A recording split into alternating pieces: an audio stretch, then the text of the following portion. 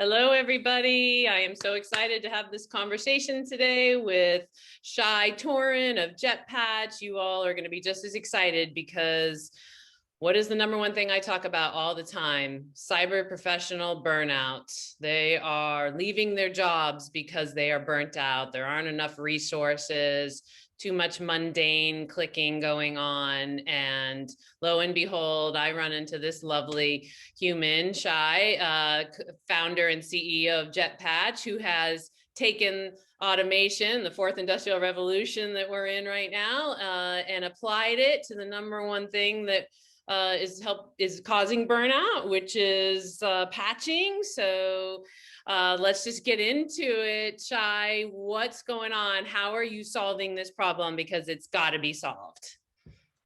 Hi, Deidre. Thanks. I'm glad to be here, and thank you for asking that. Who would have thought software could solve the problem that I'm out there talking about? I thought it might be EQ, Shai. So oh, you big shoes to fill there in software solving what I thought was maybe more of an EQ problem. But the truth is it's not. Our vulnerabilities are increasing, aren't they? I think the new stat is like 40 a day new. Yeah, it's increasing, and it's just keep on increasing year by year. That's really unbelievable. Well, thank goodness we're in the fourth industrial revolution era. And so smart people like yourself and your team have figured out how to take advantage of modern technology and automation and solve one of the biggest things that's causing burnout, which is this repetitive job where I'm a really smart individual that's been trained at a high level capacity, and yet I'm literally patching all day. And not enough time to get it done, not enough teammates to get it done. And so feeling unsuccessful is very common. And it's really, truly something that I see way too much. And so my excitement is very much with us today. Tell us what you've done, Shai. How have you made it so that we can actually free up our cyber professionals to do other things and give them more meaningful tasks and also be secure and handle this very serious risks that are going on? And then everyone will stay in their job, and you will have nothing to do, right? But that's where the EQ will come in because, at the end of the day, we're not that good at talking to each other. You know what? I'm fine with that. I'm old enough now where I can find something else to do. That's awesome. It's actually very interesting because we have when I started this journey, I encountered this burnout from two different angles. One is by talking with people who were actually hired into a job to do one thing and then find themselves patching all the time. And there, when I was talking with them, it was like, describe to me what you do. And they're, well, when my months look like that, I'm spending half of the time preparing for the patching cycle, and then I'm executing that, and then I need spending the rest of the time fixing all the things that didn't went well.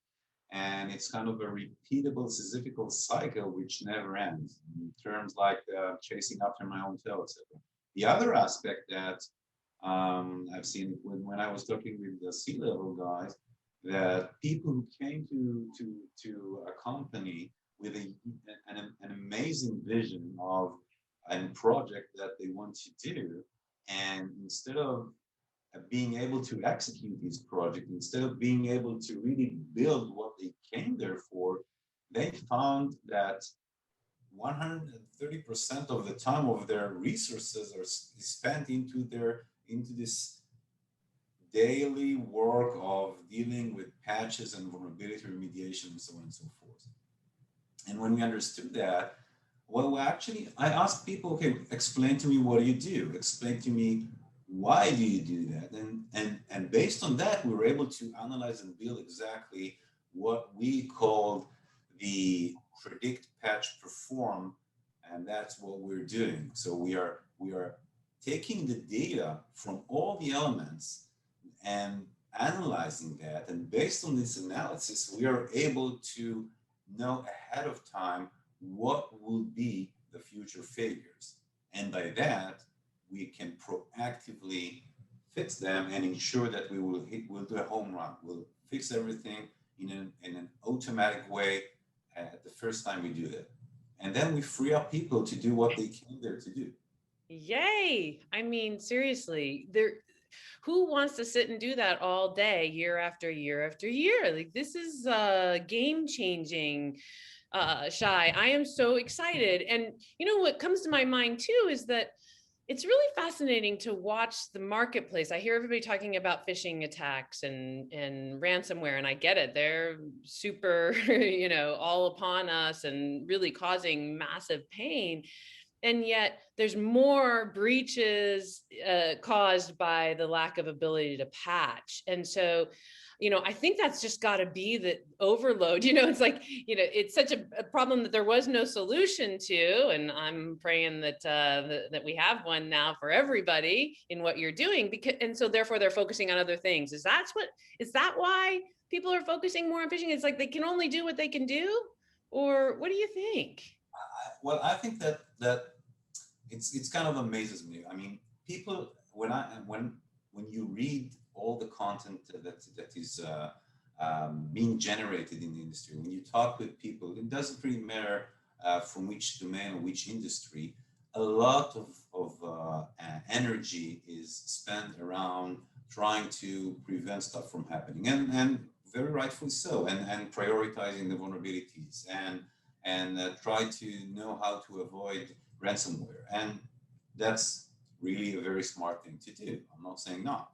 But when you analyze that, what are the reasons that eventually began in phishing but ended up in an exploit, or ended in ransomware? Most of that is just related to this very, very simple fact that you left the door open. The very simple fact that there is a vulnerability and there is a solution, but for some reason, and it doesn't matter if it's related to the fact that people were overloaded or that it took a lot of time to remediate, for some reason, this door was left open. And it's all around the execution, especially in the enterprise, in the enterprise, and also in I would say the small and medium kind of enterprise.